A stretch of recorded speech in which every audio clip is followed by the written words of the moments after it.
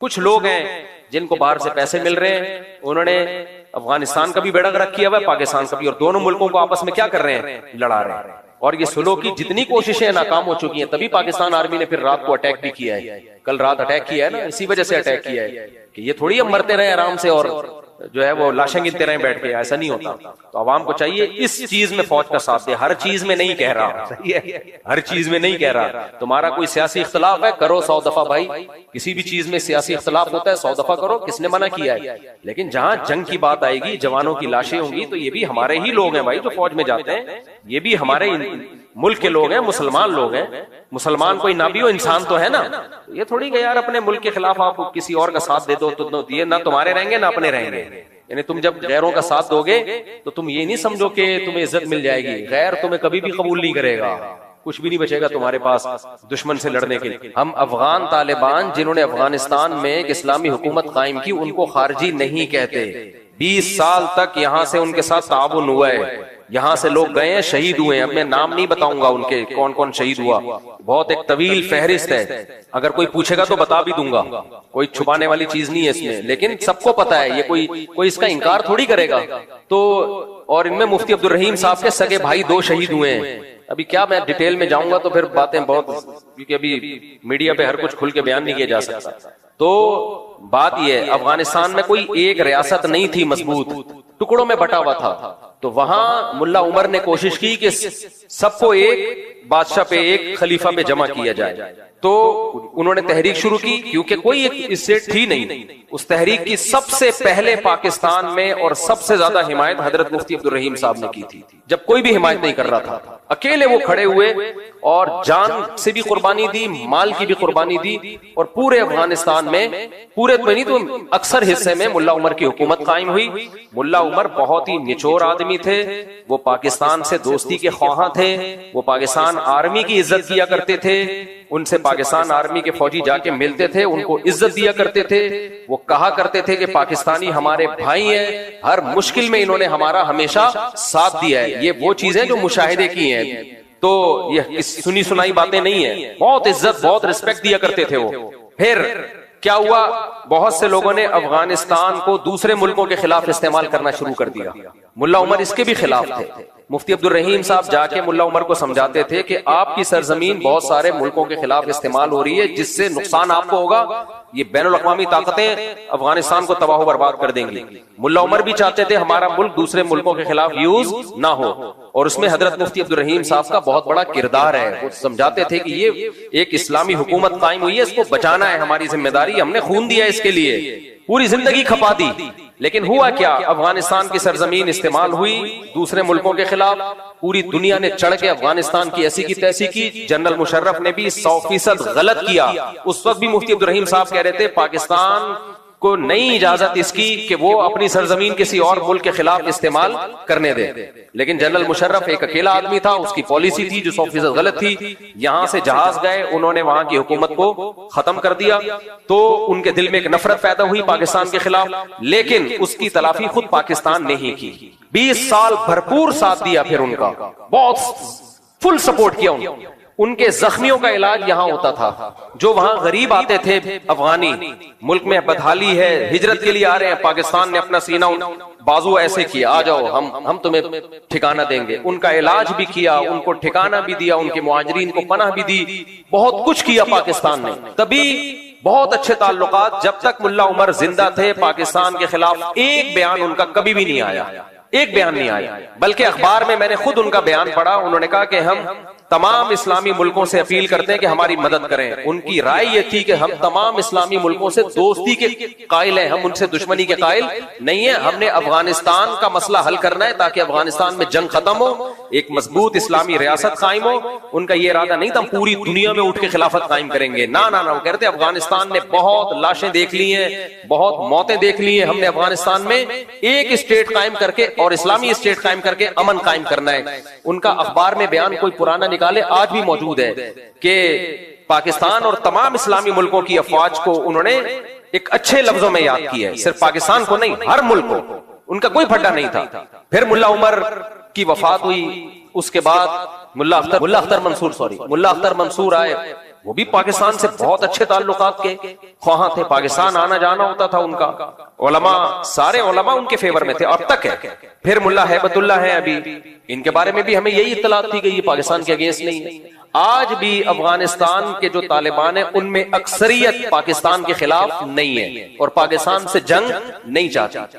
हुआ ये कि कुछ लोग ऐसे हैं जो सपोर्ट कर रहे हैं उन लोगों को जो पाकिस्तान आर्मी पे अटैक कर रहे हैं और पाकिस्तान पे हमले कर रहे हैं।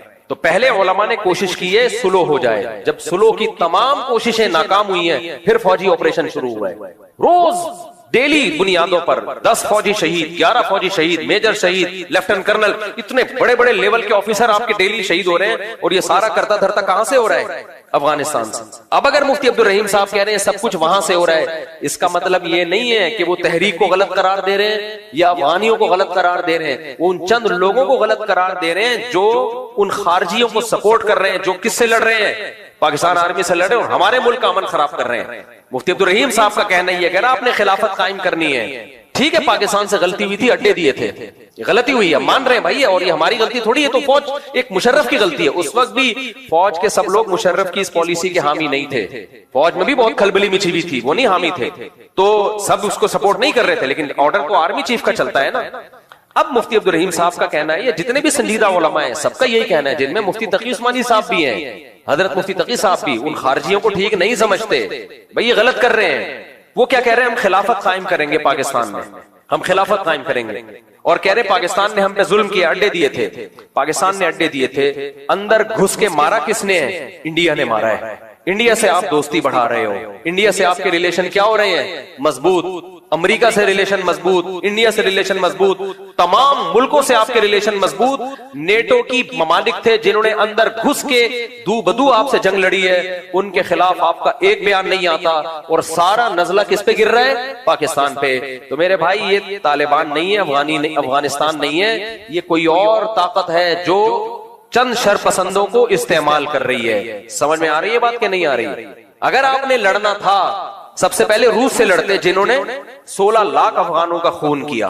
हम तो वहां भी लड़ाई के कायल नहीं है, क्योंकि आप लड़ोगे तो हासिल कुछ नहीं होगा, एक नई जंग शुरू हो जाएगी, तो खिलाफत थोड़ी कायम होगी। लेकिन अगर लड़ना था तो सबसे पहले किससे लड़ना था? सबसे पहले कौन आया था अफगानिस्तान में? रूस आया, जिसने इन जंगों की बुनियाद रखी। उन्हें कुछ नहीं कह रहे आप, वहां कोई तश्कील नहीं हो रही खारजियों की। उसके बाद आपको लड़ना था तो किससे लड़ना था? इंडिया से लड़ना था, जिन्होंने अंदर घुस के मारा है आपको। उससे आप दोस्तियां बढ़ा रहे हो, किसी को कुछ नहीं कह रहे। सारा नजला एक अकेले ब्रादर मुल्क जो आपका हमेशा भाई रहा है, जिसने लाखों अफगानों को सीने से लगाया, उनको नेशनैलिटियां दी, उनका कुछ जीरो बिजनेस था और आज करोड़ों रुपए कमा रहे हैं। किसी मुल्क ने मुहाजिरीन की इतनी बड़ी तादाद को इतना जबरदस्त ठिकाना नहीं दिया जिस तरह पाकिस्तान ने अफगानियों को ठिकाना दिया है। मैंने बाहर मुल्कों में अफगानी देखे जो पाकिस्तान का पासपोर्ट बनवा के बाहर मुल्कों में ट्रेवलिंग की है उन्होंने। तो इतना बड़ा जर्फ जब पाकिस्तान ने किया है तो उनको भी जर्फ कैसा रखना चाहिए? बोलो, बड़ा रखना चाहिए। लेकिन हो क्या रहा है? चंद शरपसंद लोग हैं। मैं नहीं कह रहा कि अफगानिस्तान पाकिस्तान के दुश्मन है, ना ना ना, चंद सरफिरे लोग हैं जो दोनों भाई मुल्कों को लड़ा रहे हैं आपस में। तो हमें उन शरपसंदों के खिलाफ उठना है। ये अकेले मुफ्ती अब्दुल रहीम का काम नहीं है, ये हम सबको मिलकर करना है। वो बेचारे अकेले मैदान में आए और बदनाम हो गए हैं। कोई उनको कर्नल कह रहा है, कोई ब्रिगेडियर कह रहा है, कोई दरबारी मुल्ला, कोई सरकारी मुल्ला। बस करो यार, वो मुल्क बचाने की बात कर रहे हैं, कह रहे हैं जहाज से यूटर्न ले लिया। कोई यूटर्न नहीं लिया जहाज से मेरे भाई। तो वो ये कह रहे हैं कि जिहाद के नाम पे जो पाकिस्तान में खारजियों की तहरीक है, हम उसको नहीं मानते, उसमें हम फौज का साथ देंगे। क्योंकि और फौज का साथ देने से फौज का साथ देना मकसद नहीं है। बार बार कहता हूं, फौजी लोग आते जाते रहते हैं, आर्मी चीफ भी आएगा, कल जाएगा, कोई और आएगा। फौज बचाना मकसद नहीं है। बचाना क्या है? मुल्क बचाना मकसद है, कंट्री बचाना मकसद है। क्योंकि अगर ये तहरीकें ज्यादा जोर पकड़ेंगी तो इससे पाकिस्तान में खिलाफत कायम नहीं होगी, पाकिस्तान के कई टुकड़े हो जाएंगे और बैरूनी ताकतें यहाँ के मेरे और आपका वो हशर करेंगी। मैं बार बार कहता हूं, मैं और आप गजा को भूल जाएंगे, वो हशर होने वाला है हमारा।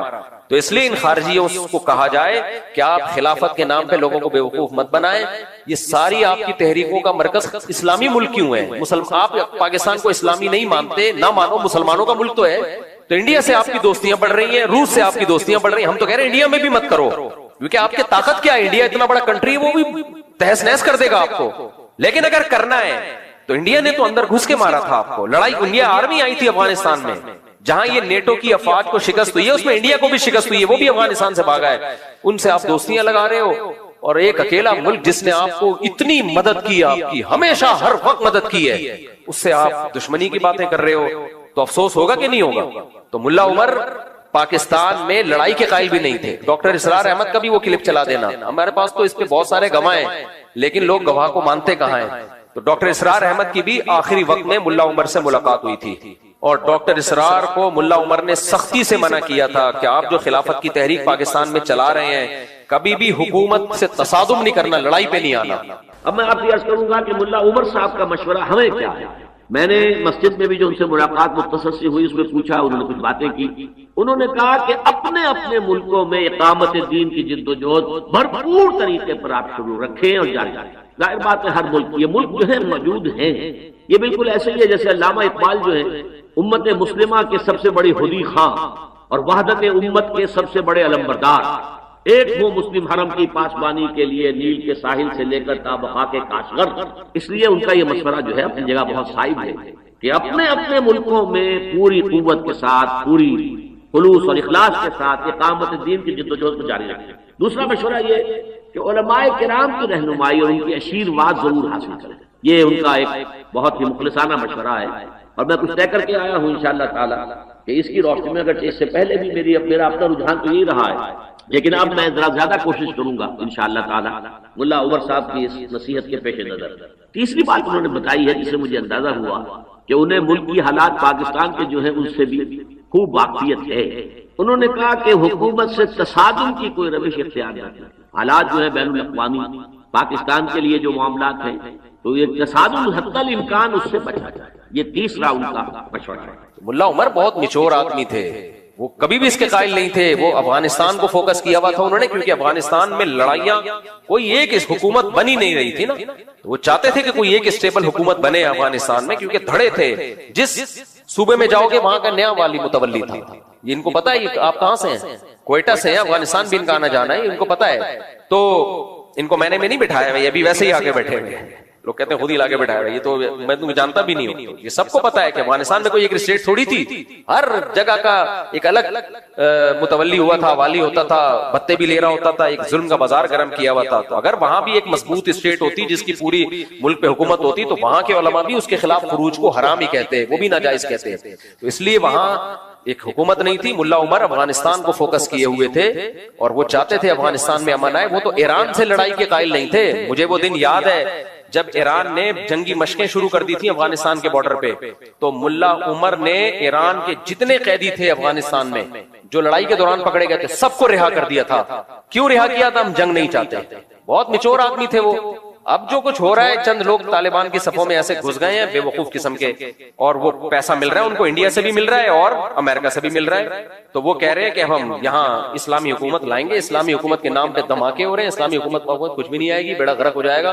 तो इसलिए हम सब ने मिलके, अफगान तालिबान की बात नहीं हो रही है, हम सब ने मिलके उन खारजियों की तहरीक को रोकना है, और उसमें हमने अपनी हर गलत चीज में हम फौज का साथ नहीं देंगे।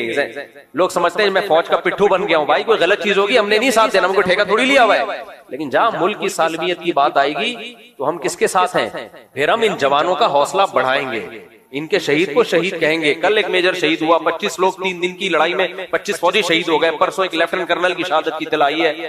ये सही नहीं है भाई, ये गलत है, इसका नुकसान होगा, मुझे और आपको नुकसान होगा इसका। अच्छा, लोग मुझे कहते हैं मुफ्ती साहब डर गया, डरा होता तो ये बातें न कर रहा होता, चुप बैठा हुआ होता। जो फौजियों पे अटैक कर सकते हैं वो मुझे भी बम से उड़ा सकते हैं। समझ रहे हो कि नहीं समझ रहे? मैं और आप किस खेत की मूली है? बहादुर हूं इसलिए बात मैंने कर दी है। जो चुप बैठे हैं उनके बारे में तो खतरा है कि डर गए हैं। मुफ्ती तकी उस्मानी साहब ने जब इन खारजियों के खिलाफ बयान किया है ना, उसके बाद उनकी सिक्योरिटी इतनी सख्त हो गई है, इतनी सख्त हो गई, इतनी सख्त रेड है उनको, क्योंकि उन्होंने भी बयान किसके खिलाफ किया था? खारजियों। वो तो मिल के आए थे फिर आके बयान किया है। तो ये नहीं है ये सब प्रोपेगेंडा है, जिहाद से यूटर्न ले लिया और वो सब, ये ऐसा कुछ भी नहीं है। मुल्ला उमर की बात अलग थी। और आज भी जो इत्तलात हैं वो ये कि तालिबान में, अफगान तालिबान में मेजॉरिटी पाकिस्तान से मोहब्बत करती है। वो ना ईरान से लड़ाई के कायल है, ना पाकिस्तान से, ना इंडिया से। कहते हैं हमने अपने मुल्क को ठीक करना है, इस्लामी हुकूमत कायम करनी है और किसी से कोई हमारी लड़ाई नहीं है। कुछ लोग हैं जिनको बाहर से पैसे मिल रहे हैं, उन्होंने अफगानिस्तान का भी बेड़ा गर्क किया हुआ है, पाकिस्तान का भी, और दोनों मुल्कों को आपस में क्या कर रहे हैं, लड़ा रहे हैं। और ये सुलह की जितनी कोशिशें नाकाम हो चुकी हैं, तभी पाकिस्तान आर्मी ने फिर रात को अटैक भी किया है। कल रात अटैक किया है ना, इसी वजह से अटैक किया है कि ये थोड़ी हम मरते रहे आराम से और जो है वो लाशें गिनते रहे बैठ के, ऐसा नहीं होता।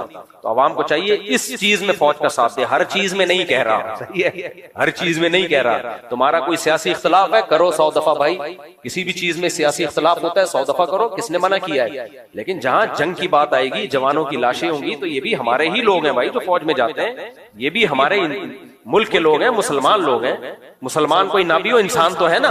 ये थोड़ी कि यार अपने मुल्क के खिलाफ आप किसी और का साथ दे दो, तो ये ना तुम्हारे रहेंगे ना अपने रहेंगे।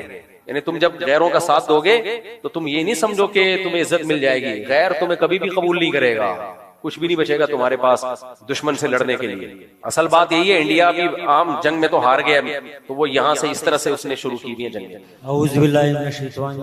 बिस्मिल्लाहिर्रहमानिर्रहीम। मुफ्ती साहब, सबसे पहले खुसूसी आपको अस्सलाम वालेकुम। मैं बेसिकली बलूचिस्तान कोयटा से हूँ, ये भी तलाल, मेरा नाम नकीब खान है। माशाअल्लाह। मेरे पहले सवाल नहीं, सबसे पहले आपसे गिला है जी, आप हमारे बलूचिस्तान और कोयटा में क्यों नहीं आते हैं? जी जी। दूसरा एक सवाल ये कि हमारा बलूचिस्तान में कबायली दुश्मनियां बहुत रोज बरोज बढ़ रही है, मतलब यहाँ तक कि साल में 200 बंदे भी एक खानदान के मर जाते हैं।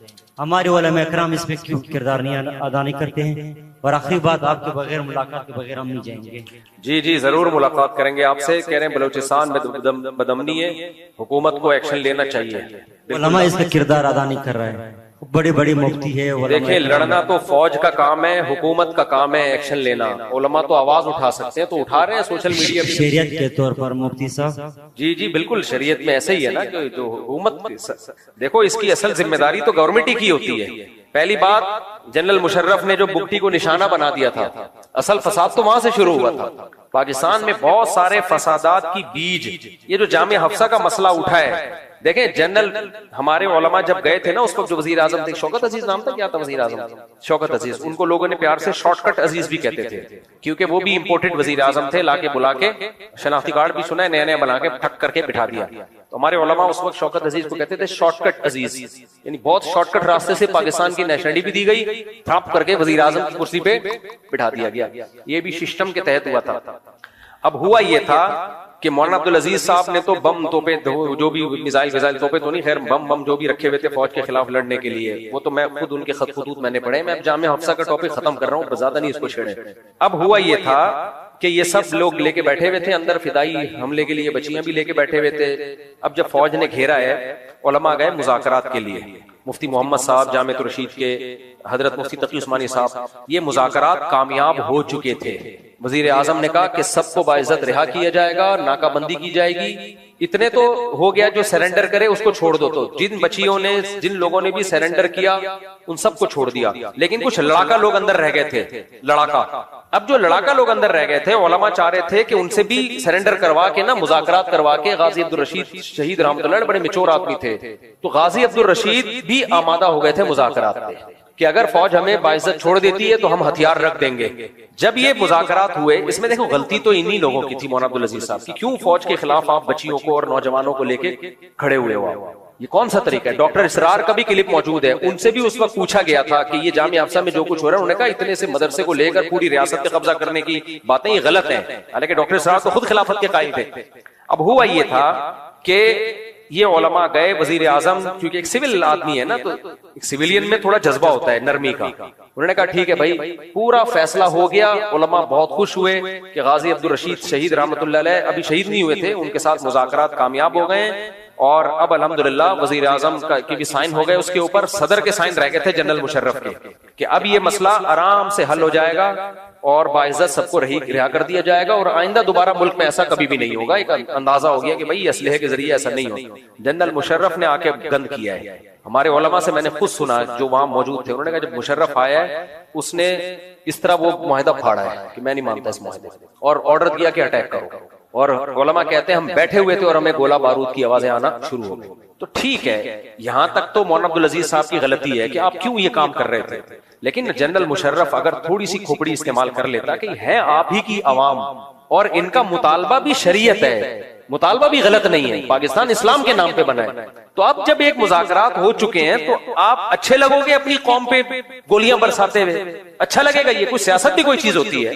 जनरल मुशर्रफ ने उस मुआहिदे की का नहीं मानता, साइन नहीं किया और ऑपरेशन का ऑर्डर किया, जिसका रिजल्ट ये सामने आया कि फिर जाहिर है जितना हुआ नहीं था उसके 10 गुना जाके बयान करना शुरू कर। इतनी बच्चियां उड़ गई, ये शहीद हो गई, एक बस हमने खुद देखी, उनकी इज्जतें लुटी। फिर जाहिर है जब प्रोपेगेंडा होता है तो फिर ऐसा ही होता है। फिर फौज का जितना जुर्म था उससे ज्यादा बदनाम किया गया और फिर उस जामिया हफ्सा को लेके मुल्क में फिदाई हमले हुए।